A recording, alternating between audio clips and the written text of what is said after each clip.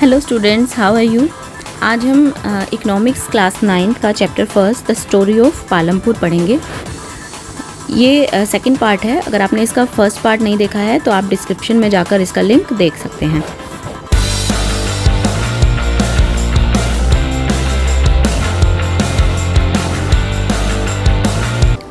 First part में we have discussed about some topics from this chapter, जैसे we have discussed about facilities of Palampur, activities of Palampur and factors of production.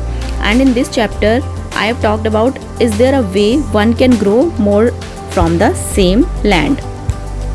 क्या एक land पर एक से ज़्यादा एक से ज़्यादा ग्रो करने का कुछ तरीका है? एक से ज़्यादा फसल उपजाने का क्या तरीका है? How to grow more from the same land. Palampur में भी जो किसान थे, जो फार्मर्स थे, वो एक से ज़्यादा खेती करते थे, एक से ज़्यादा फसल उगाते थे। ऐसा वहाँ पे पॉसिबल भी था क्योंकि वहाँ पर इरिगेशन फैसिलिटी अच्छी थी। जैसा हमने पहले बात की थी कि वहाँ पर क्योंकि इलेक्ट्रिसिटी, जब हम पालमपुर की फैसिलिटीज़ की बात कर रहे थे तो हमने बात की थी कि वहाँ पर इलेक्ट्रिसिटी फैसिलिटी अच्छी थी। उसकी वजह से वहाँ पर इरिगेशन की अच्छी सुविधा थी, जिसमें कि पुराने तरीक़ों से, कुओं से, वेल से पानी ना लेकर टरबाइन से, ट्यूबवेल से वहाँ पर काम किया जाता था। इन चीज़ों का यूज़ होने से वहाँ पर अच्छी इरिगेशन फैसिलिटी थी और वहाँ अच्छी लैंड होने की वजह से ग्रोइंग अच्छी होती थी। तो how to grow more from the same land. अगर हमें एक लैंड पर एक से ज़्यादा उपज करनी है, एक से ज़्यादा यील्डिंग करनी है, अच्छी यील्डिंग करनी है, अच्छी ग्रोइंग करनी है, तो उसके कुछ मेथड्स हैं। There are 2 methods. One is multiple cropping and the other is modern farming methods. There are 2 methods to grow more from the same land. One is multiple cropping and the other is modern farming methods. And now what is multiple cropping? Multiple, जैसा कि आपको नाम से ही clear हो रहा होगा कि वो एक से ज़्यादा उगाना, एक से ज़्यादा फसल उगाना, मल्टीपल क्रॉपिंग करना। To grow more than one crop on a piece of land during the year is known as multiple cropping. Growing more than one crop on a piece of land during the year is known as multiple cropping. एक से ज़्यादा, एक साल में एक land पर, एक भूमि के टुकड़े पर एक से ज़्यादा फसल उगाने को मल्टीपल क्रॉपिंग कहते हैं। It is a most common way of increasing production on a given piece of land. Palampur के जो सभी किसान थे वो भी एटलीस्ट 2 मेन फसलें तो उगाते ही थे, तो वहाँ पर मल्टी क्रॉपिंग का काम होता था, इसलिए वहाँ पर उपज अच्छी होती थी। And next is modern farming methods. Modern farming methods में नाम से ही क्लियर होता है कि खेती में, एग्रीकल्चर में नए नए तरीक़ों का, मॉडर्न टेक्निक्स का यूज़ करके पैदावार को बढ़ाना। तो 1960s के एंड में ग्रीन रेवोल्यूशन जब हुआ तो उससे नए नए मॉडर्न फार्मिंग मेथड्स का पता चला। तो फार्मर्स, किसान वो यूज़ करने लगे, जैसे HYV सीड्स, जो हाई यील्डिंग वैरायटी के सीड्स होते हैं, अच्छी क्वालिटी के, उत्तम गुणवत्ता वाले बीजों का यूज़ करने से खेती अच्छी होती है। HYV सीड्स का यूज़ करके फार्मर्स अच्छी खेती करने लगे, फार्मिंग उससे अच्छी हो गई। Next is chemical fertilisers and pesticides. Modern techniques में ये भी आता है कि केमिकल फर्टिलाइज़र्स का और पेस्टिसाइड्स का यूज़ करना, कीटनाशक दवाइयों का छिड़काव करना। पहले के समय में जब ट्रेडिशनल चीज़ें यूज़ की जाती थी, उस समय ट्रेडिशनल सीड्स यूज़ होते थे, उनके लिए ज़्यादा इरिगेशन की ज़रूरत नहीं होती थी।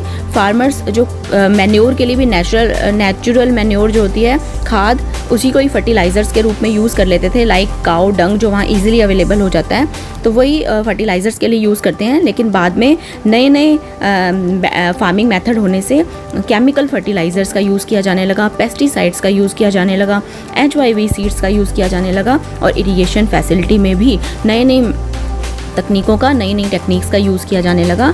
जैसे कि हमने पहले बताया था, कुओं से पानी ना निकाल कर, वहाँ से ना निकाल कर ट्यूबवेल का यूज़ किया जाने लगा, जिसके लिए बिजली की ज़रूरत पड़ती थी, और ये न्यू फार्मिंग मेथड्स थे।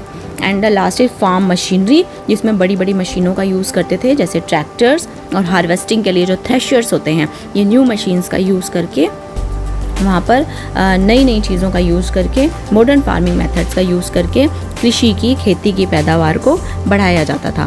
तो ये जो तरीके हैं इनका यूज़ करने से एक ही लैंड पर, एक ही भूमि के टुकड़े पर अच्छी उपज को उपजाया जा सकता था। तो जो किसान थे वहाँ पालमपुर के, वो भी इन एरियाज़ में ये इरिगेशन के लिए ट्यूबवेल का यूज़ करते थे, केमिकल फर्टिलाइज़र का यूज़ करते थे।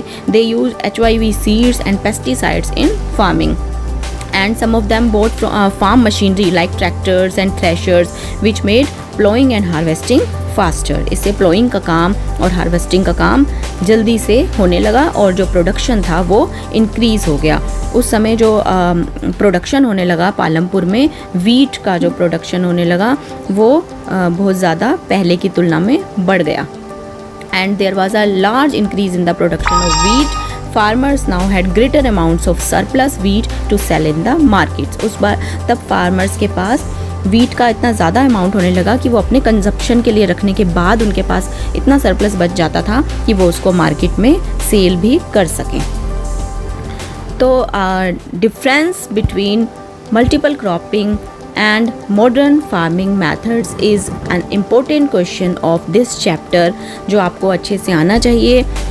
Difference between multiple cropping and modern farming method, अगर इस टाइप का क्वेश्चन आपसे पूछा जाता है तो पहले आप बताएंगे कि इन दोनों तरीक़ों का यूज़ करके एक लैंड पर, एक ईयर में एक लैंड पर अधिक ग्रोइंग की जा सकती है, प्रोडक्शन को बढ़ाया जा सकता है। तो मल्टीपल क्रॉपिंग इज़, फिर आप दोनों को एक्सप्लेन करेंगे। Multiple cropping is growing more than one crop on a piece of land during the year, and modern farming method is using new techniques and equipments in farming. और आप new techniques और equipments के बारे में भी बताएंगे, जैसा हमने अभी आपको बताया था कि HYV सीड्स का यूज़ करना, केमिकल फर्टिलाइज़र्स एंड पेस्टिसाइड्स का यूज़ करना, new irrigation facilities and new farm machinery का यूज़ करके भी इनको प्रोडक्शन को इंक्रीज़ किया जा सकता है। तो आज के लिए इतना ही स्टूडेंट्स। इससे आगे टॉपिक्स को जानने के लिए थर्ड पार्ट देखें, और अगर आपको ये लेसन अच्छे से समझ में आ गया हो और वीडियो पसंद आया हो तो इसे लाइक करें और सब्सक्राइब करना ना भूलें। Thank you.